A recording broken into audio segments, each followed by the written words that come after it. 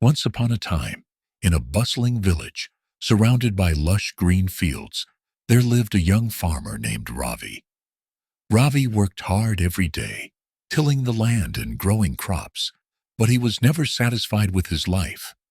He often looked at others and wished he had what they had. One day, as Ravi was plowing his field, he noticed a group of merchants passing by. They were dressed in fine clothes, riding on majestic horses, and carrying bags filled with gold and jewels. Ravi sighed deeply and thought, "If only I were a merchant, I would be rich and happy." Just then, an old sage happened to be walking by. He saw the sadness in Ravi's eyes and approached him. "Why do you look so troubled, young man?" the sage asked.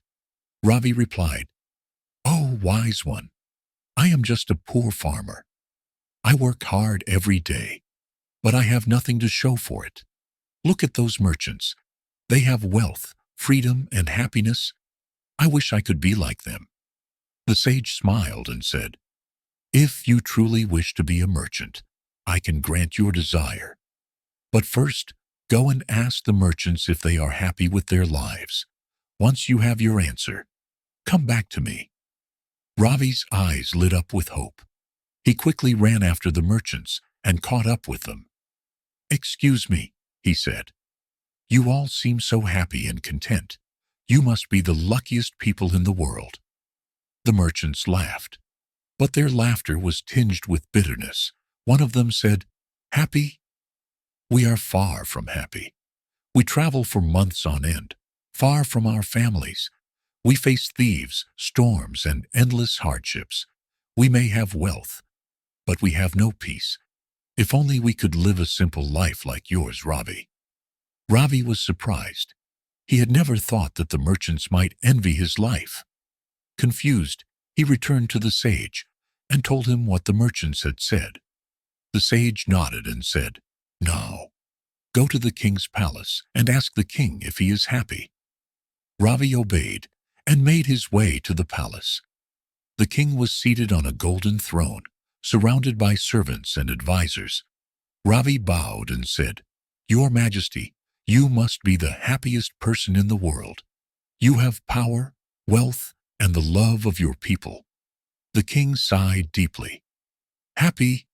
I am burdened with the weight of my kingdom. Every decision I make affects thousands of lives. I cannot sleep at night, worrying about wars, famine, and the well-being of my people. If only I could live a simple life like yours, Ravi." Ravi was stunned.